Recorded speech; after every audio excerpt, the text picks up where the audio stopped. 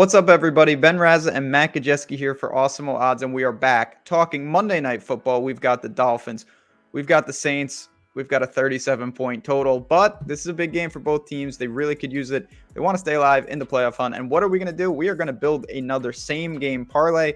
Matt, we've been having success with these. We're going to try to keep it going tonight, and I got to ask you, as a Notre Dame fan, are you excited to see Ian Book start his NFL career tonight? Because that is one of the themes of the game tonight.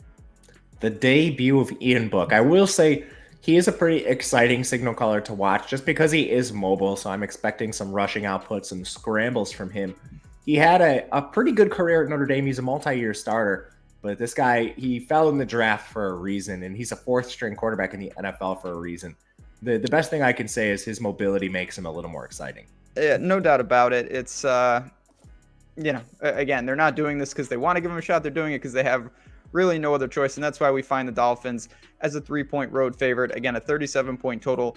Very, very methodical game. But that doesn't mean we can't find value. And to do that, what are we going to do? We go to OddsShopper. We're looking at those props. If you haven't been there, oddshopper.com. Absolutely fantastic. Totally free. Our projections are loaded into the props. You can see where the values emerge. So if you're new, welcome to the channel. Hit that like button, subscribe. But you know what? Let's dive into, we got a 3-game, same-game parlay upon us here. And here we go. So the first leg that we went with was Jalen Waddle, who is back, who catches everything, but he doesn't rack up a ton of yards, Matt. We went under 69.5 receiving yards. So talk to me about Waddle tonight and why you think maybe the Saints can keep him in check. First of all, it's one of the rare times Miami has all of their skill position players healthy. Yep. They do not have Albert Wilson, but I mean the main one. So Devontae Parker's back. These guys have played one game together since the initial injury for Parker, but Parker was still limited in that game. He didn't play a full complement of snaps. You have Gesicki healthy. You have Durham Smythe, who's going to play the tight end role, and even an Adam Shaheen returns to this. Overall, this season, Waddle's done a ton of work, but most of it has come without those players. So just overall having everybody back healthy, I think hurts Waddle a little bit in this spot.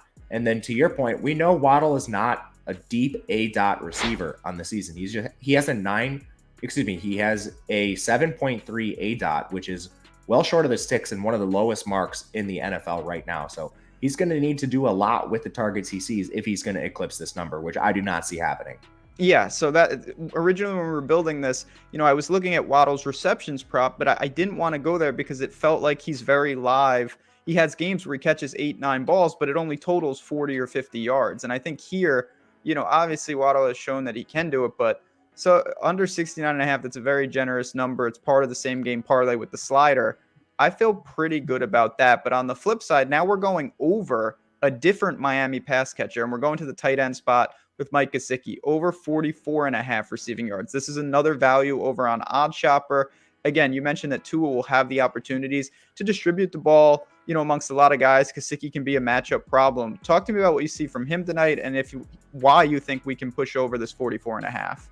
I think a lot of people have a misconception with Gesicki and the tight end position he plays. He's actually their slot receiver. He almost never lines up in line. He basically is just an every single down slot receiver playing that big tight end role. And his volume hasn't been drastically different from the Devontae Parkers, from the Jalen Waddles in this offense. So to see such a wide gap between Waddle's prop and Gesicki's prop just doesn't make a lot of sense for me. And then even if you break this down to a per target basis, Gesicki's been incredibly involved for this team. If you just look at the recent games, 8 targets, 11 targets, then he's 3, 6, and 7. This is a highly involved player in the offense. So just seeing him this low and Waddle that high, I think you can kind of middle the two, go over on Gesicki, under on Waddle, and it makes a lot of sense.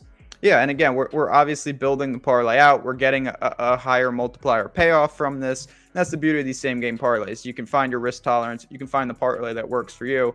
We added one more leg, but we went to the other side with Marquez Callaway, over 29.5 receiving yards. This is a guy, obviously there's a great unknown at quarterback, but even though Book has a pedestrian number, it's sub 200 yards passing. Even if he comes in around it, I feel like Marquez Callaway is going to get, I'm not going to say the majority of it, but certainly more than 30 yards worth. He had a really healthy amount of targets against Tampa Bay. I know a lot of his targets are, unlike Waddle, he only needs probably 1 or 2 catches the way he plays. He is a burner at times, but I feel pretty good about Callaway being a somewhat integral part of this passing attack tonight, especially if they fall behind. So I assume, to round it out, that you're comfortable putting 29.5 and pushing over that number. For sure. And then you also have a lot of injuries and COVID absences. You have Tre'Quan Smith, who's legit questionable for this game. And honestly, I think Marquez Callaway has moved ahead of him in the target distribution anyway. But if Tre'Quan Smith is out, that's just another body you're removing from the field. They don't have Juwan at tight end. They already lost Troutman. Those are some COVID absences. So you don't have the chance for him to be siphoned off the field because of 12 personnel either. They're just so limited in their player personnel right now that Marquez Callaway, just by default, should be walking himself into a lot of volume today. Yeah, and again, I mean, say what you want. We don't know how Book will be, but it would be very unforeseen, in my opinion, to see him take on as much ground game as a Taysom Hill. So I think there will be opportunities there. Again, over 29.5 there. So let's just recap it real quick. I've got it up on the screen, but, just in case you either can't see or you're just listening, we've got under for Jalen Waddle's receiving yards. We've got over 44.5 for Mike Gesicki's receiving yards. And then we rounded out with over 29.5 receiving yards for Marquez Callaway. We stuck to the receivers. If we hit this, we get 5-1 on our payoff, Matt. And that's the beauty of the same game parlay. I do want to ask you real quick. I'm not going to hold you to it because we're going to cash this 5-1 ticket. Do you have a lean in the game itself? I would lead Miami. I was honestly surprised they were only 3-point favorites, and I understand they're on the road with a tough defense on the other side. But I thought Ian Book starting at quarterback would be worth a little bit more than that. So I'm going to side with the Dolphins as the road favorite. They have found a way to get it done. Not always pretty at times, but the Dolphins have rounded into form late in this season. There you have it for me, for Matt, for Awesemo Odds, and for Odd Chopper. Good luck tonight. Enjoy. Let us know what you're doing with your parlays tonight. We want to see if you're cashing some winners, if you're tailing this, if you're fading this. We're going to hopefully cash this 5-1. Stay tuned for more content here. Good luck, and we'll talk to you guys soon.